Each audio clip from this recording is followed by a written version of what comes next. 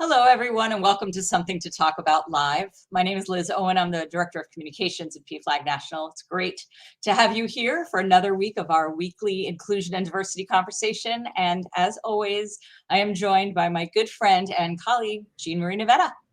Hello, Liz. I was going to try to do a dead stare into the camera the way you have to do at the beginning of the show, but I kept giggling.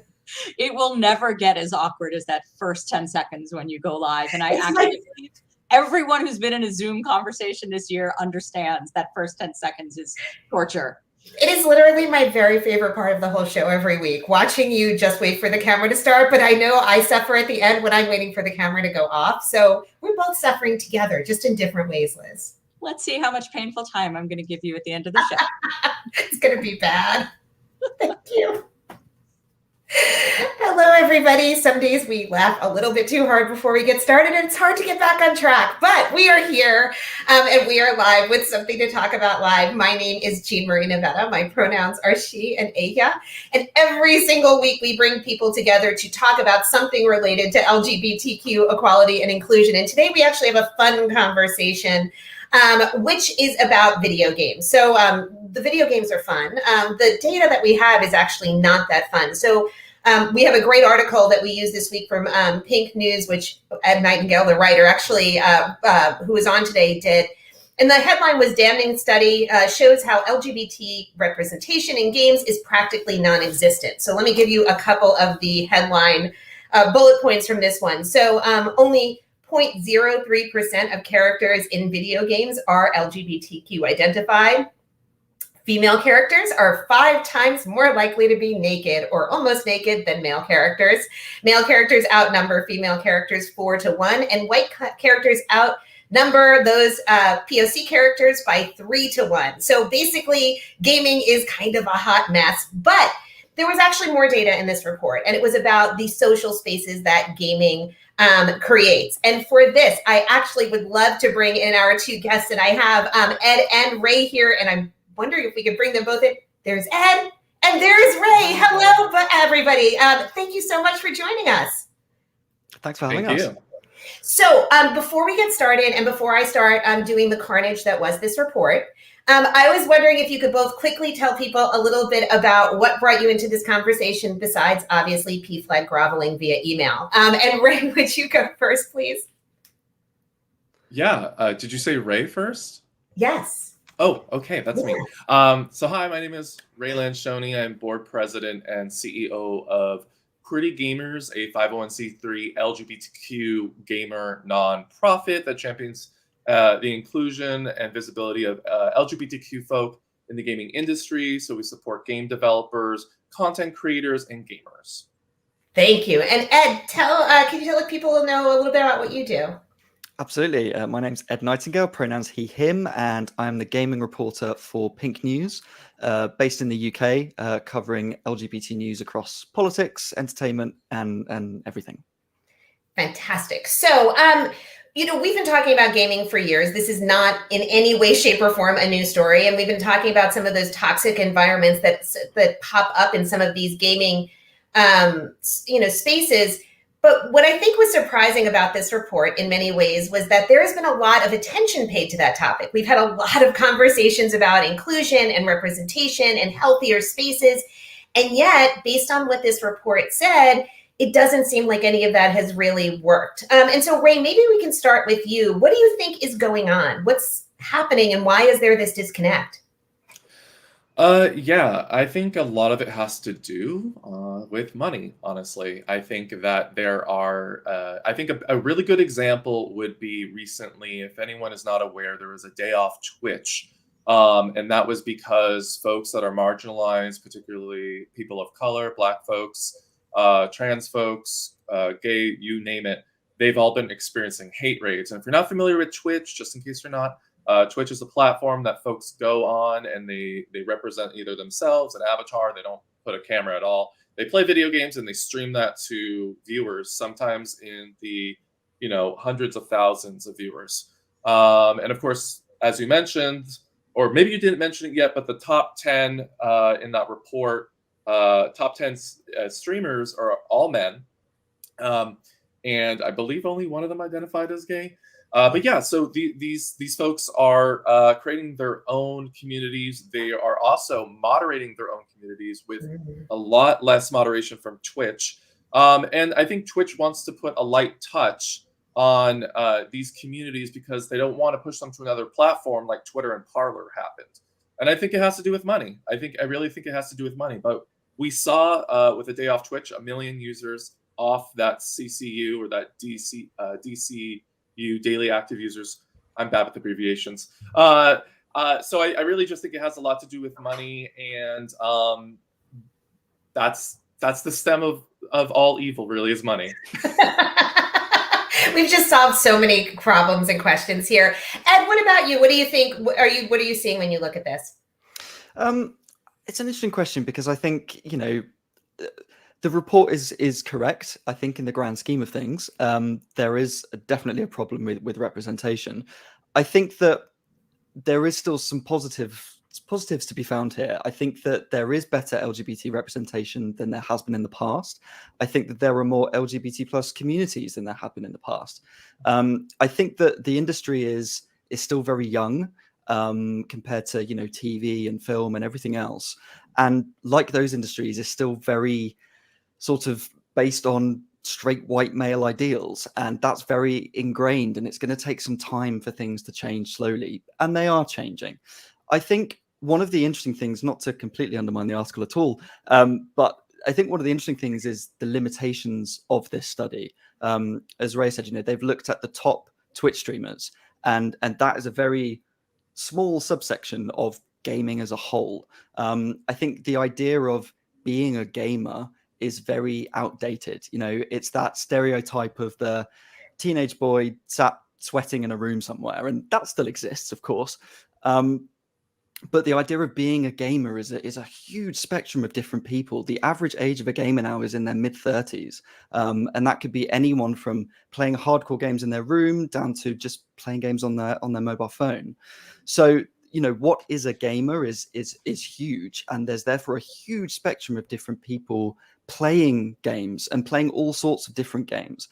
And so this study, looking very specifically at this top subsection of Twitch streamers, you know, the reason that they become so popular is because they're probably only playing one game, and they just constantly play that same game again and again. And the thing that this study doesn't actually say is how many games they were looking at and what those games are. And I'm pretty sure if you look at those top streamers, you could probably count on one hand the games that they play collectively between them, which is going to be your obvious Fortnite, Minecraft, Grand Theft Auto, you know, all these top games. And so they tend to play that game again and again and again, and that's why they become popular. So to only look at that is actually looking at a really limited area of the games on Twitch, let alone, you know, in the grand scheme of things. So I think if you look at the cross section of Twitch, you know, you've got a very small number of people at the top with very big audiences in the millions of followers, but they're playing a very limited number of games that do tend to have, unfortunately, these toxic masculinity traits to them. But then at the bottom end of Twitch, you've got loads of other streamers, a lot of which are from marginalized communities, with much smaller numbers of viewers, but much more inclusive communities that tend to play much more diverse games. So I do feel that the study is a little bit limited in terms of what it's looking at compared to everything else that's available. But on the grand scheme of things, yes, we need more representation. Is the bottom line. That's really fascinating, because I have to admit, I didn't even consider that when I was reading the report. And yet, as you're speaking, I'm thinking about even the games that I play, which are far less formal than some of the ones that are, you know, being streamed out there. And then I know a lot of people essentially in my demographic who are playing them, and this was not at all representative of that. Ray, when you hear that, when you sort of hear that breakdown, is that something that you have seen too, and that you think there's some more that we could be delving into if we had more data? Yeah, I agree. I think there are a lot of games, especially indie games, that don't get a lot of coverage, and this is nothing against them, but there's a lot less playability because you can't, you know, go online with thousands of users and play these indie games with folks all the time, right?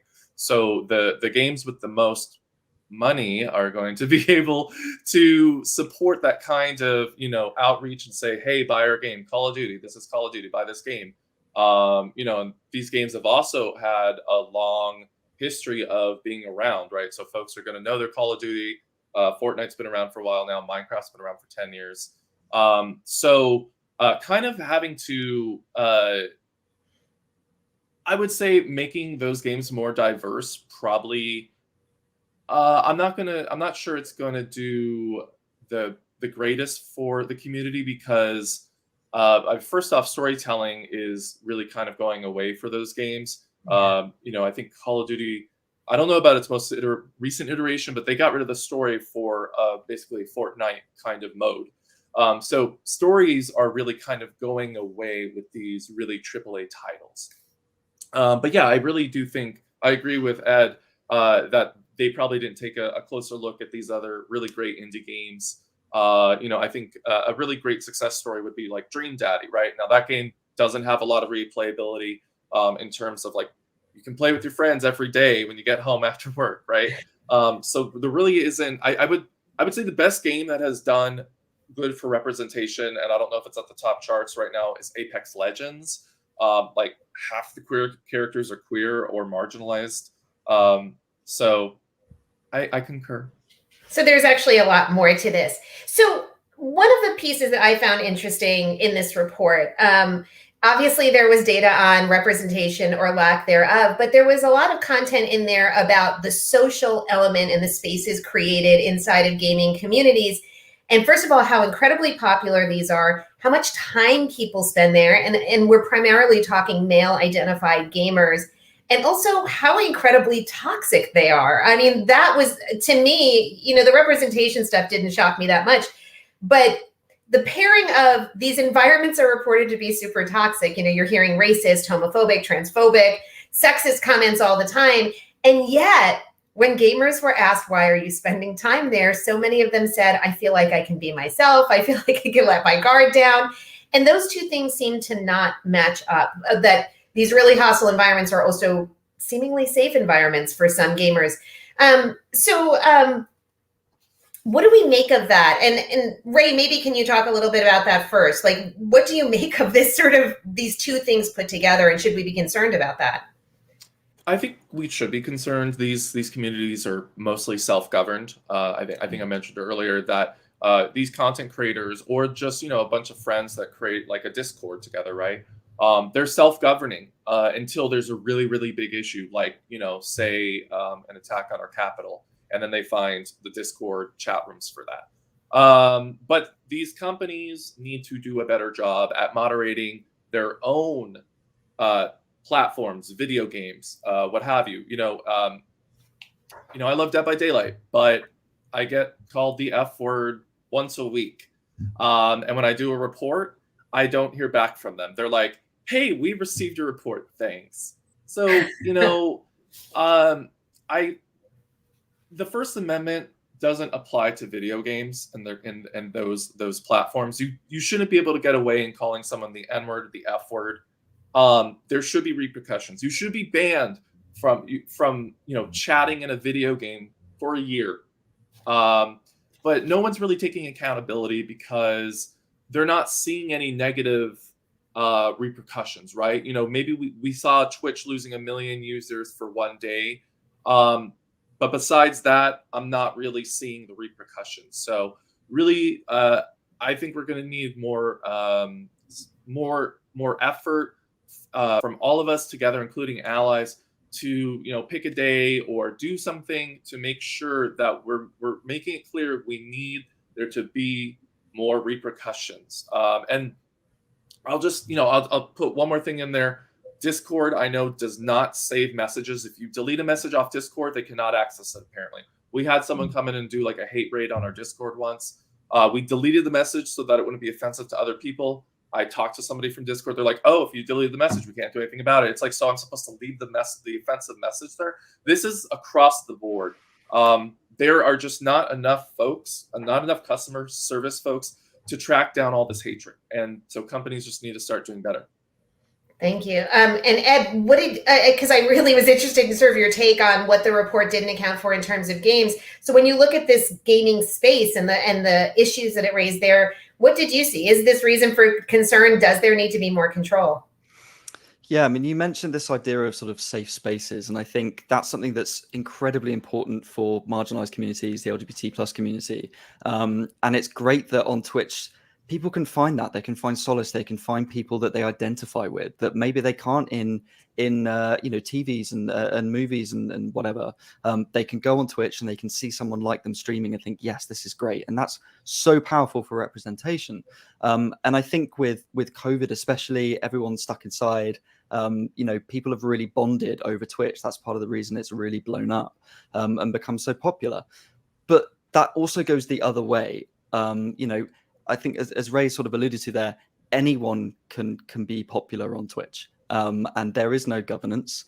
And that means that people who maybe aren't prepared for the popularity or the fame they're going to have, or maybe they are people that secretly have quite toxic and bigoted views, can suddenly become really popular. And I think that these become safe spaces in the sense that they become echo chambers and they just keep perpetuating the same behavior. And that's great for marginalized people to really find community, but it's awful for these horrible toxic communities that can really build up. I think what's a problem is when these areas collide. Ray mentioned the hate raids that have been happening. And as you mentioned, it has had an impact in terms of views, which is great. And I know that streamers from these communities have been speaking to Twitch to try and come up with some solutions. And Twitch have been dragging their heels, let's say. On the other hand, these big streamers beforehand were asked, well, are you going to be taking part in this boycott? Are you going to not stream for a day? And they laughed at it and scoffed at it and said, no, this is just for small streamers. And of course they are, because they're not the target for hate raids. That they don't experience that, and they see it as a small streamer problem that they don't have to worry about. And the irony is that they have millions of followers that if they actually took a stand, they could really actually make a difference here. But they're too scared to lose their followers. They feel like if I'm overtly political, I'm going to lose my followers, and that means losing money. To Ray's point about money, and they're too scared to do that. They're too scared to actually take a stance against hate on the platform. So it just keeps going. And I think these marginalized communities are growing, and they're starting to have an impact. But it's going to have to come from top down, from Twitch, to really start moderating these spaces properly. That's fascinating, and I love the idea that these spaces can quickly turn into unsafe spaces, but the echo chamber can also be a helpful one in many cases when you are somebody who's isolated and suddenly you, for lack of a better term, found your clan in your gaming space. So the report has a lot of recommendations. A lot of those recommendations do come down to more representation. But I think what I'm hearing from both of you is that it's not quite that simple. It's not just a matter of more representation. It's a matter of more representation at certain levels. And as I'm sort of hearing it, needing some high-level allies, some really powerful people in the gaming space. What else needs to happen to make this better? And Ray, maybe we can start with you on this one. Yeah, you can definitely throw a gay character into a game, but it's, that's not really the end of it, right?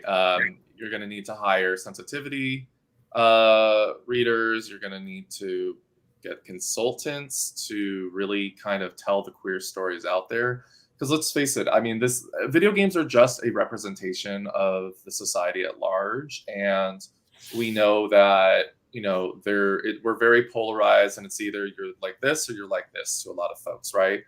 And I think we just need to start doing storytelling of queer characters in video games, because it's the largest entertainment industry out there, and that's where kids are going to be learning about, especially with COVID and everyone being at home. This is where they're learning about different kinds of folks, right? A lot of kids don't read. I didn't really read when I was growing up. I played video games. That's why I'm here. So it's more than just throwing in a queer character. It's going to be hiring sensitivity trainers. I think it also goes back to our own communities. I think we need to stop, as President Obama famously said, we need to quit these circular firing squads. We have a great game that just came out called Boyfriend Dungeon. It had trigger warnings on there about certain things. People played the game knowing what the trigger warning said, and they're like, you know what? There was more of this than I thought there would be. I'm offended. And yeah, we should care and we should have empathy about these folks. But you know what? I have a nut allergy. I have a soy allergy. I'm not going to go and buy something that says it had soy and nuts on the processing line. It was in there. We need to uplift these games, not drag them down for not being pure enough. So yes, we need to do a lot better making sure video games are representing our communities and doing a better job at trying to fight this hatred from like Twitch down, Discord down, Dead by Daylight down. But we also need to stop criticizing our own folks so much. Nothing's perfect. I get it. And again, I can't express how much empathy I have for these folks who, I've dealt with stalkers too. So the video game had issues with a stalker character. I get it, but we can't just tear everything down because it's not perfect. And so that's what I'm gonna let Ed talk now. Thank you, Ed. Build on that because I did not see that one coming, and I'm super interested in that. Yeah, I think that's a great point. I mean, representation matters, absolutely, and it is increasing and it is improving. I think we are seeing a lot more diverse representation than we were before. Ray mentioned Apex Legends, a great example, has been very much celebrated for that.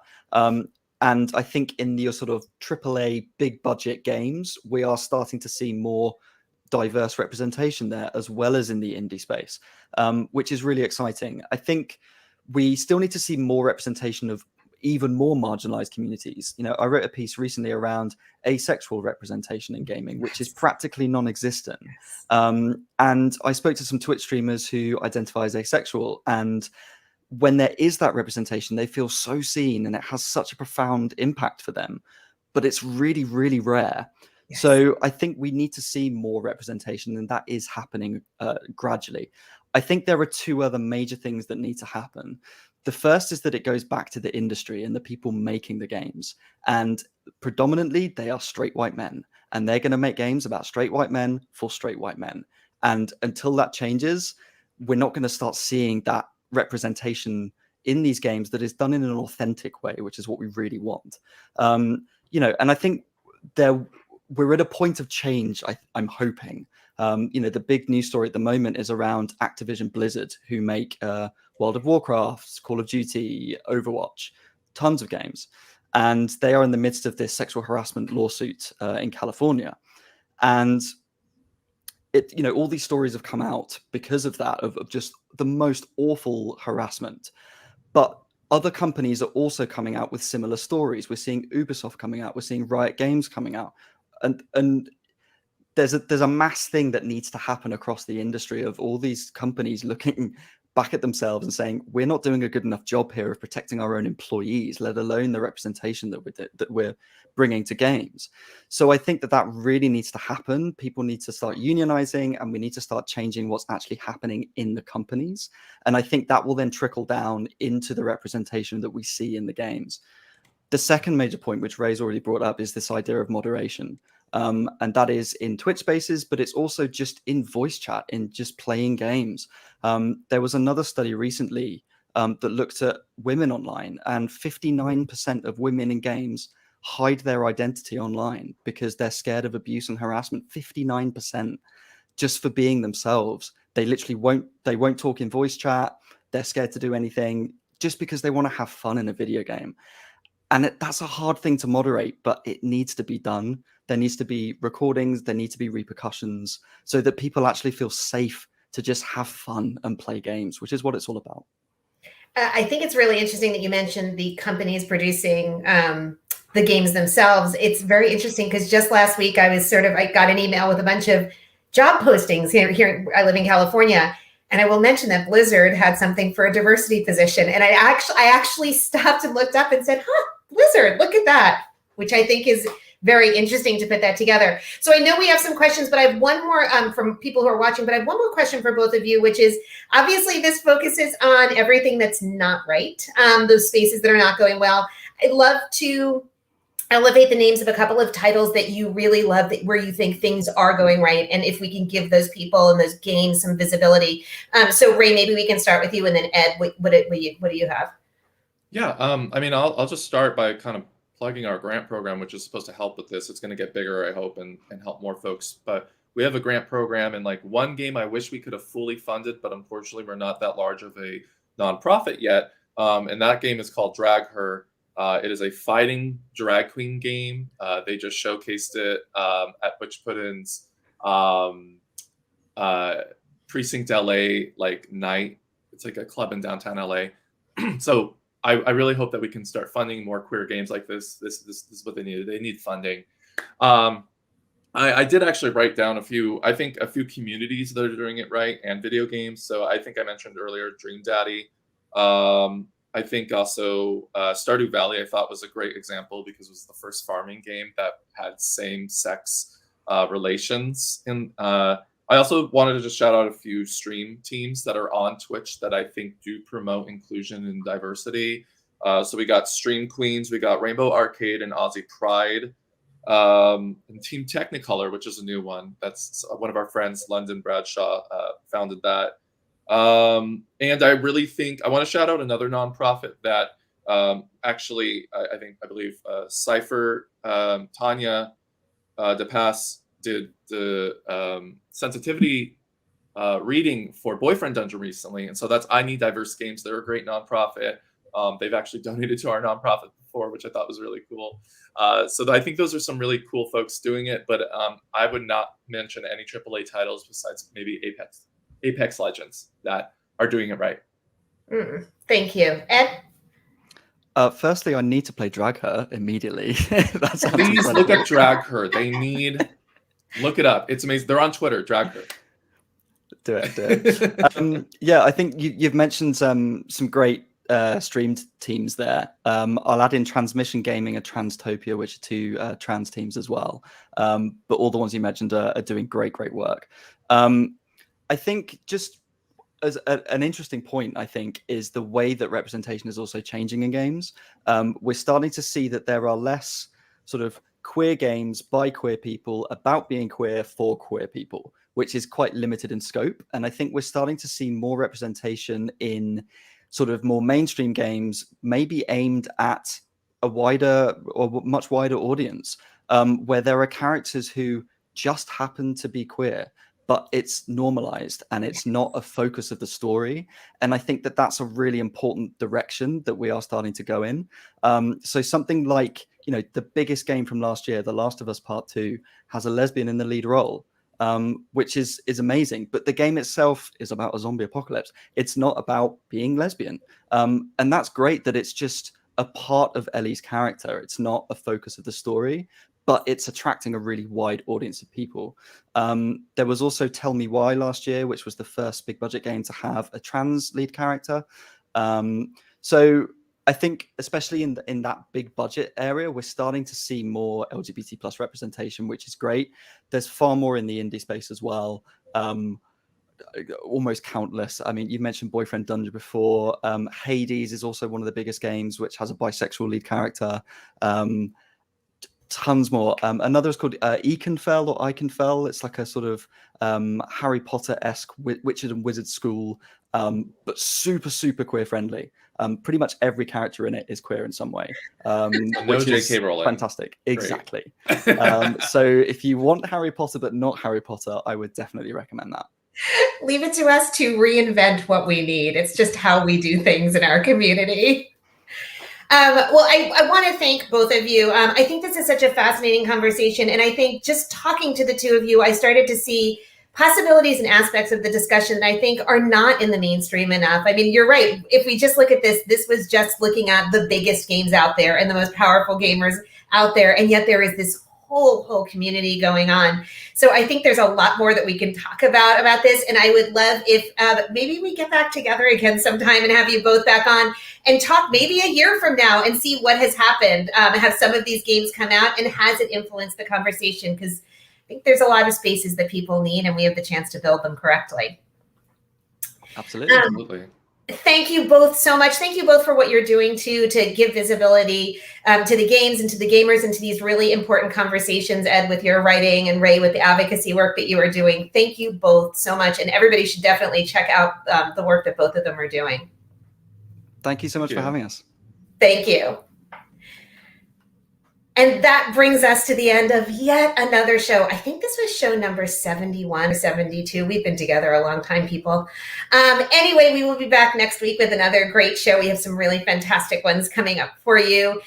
We leave you the same way every single week, which is to remind you to run fast, laugh hard, and most of all, to be kind. And please, please, please, if you haven't done it already, please go get yourself vaccinated. This is, in fact, a matter of life or death, and there's a way to do it right. My name is Jean Marie Navetta. I am from PFLAG. You can find us at pflag.org if you need any help. Otherwise, we will see you again next week on Something to Talk About Live. Thanks, everybody.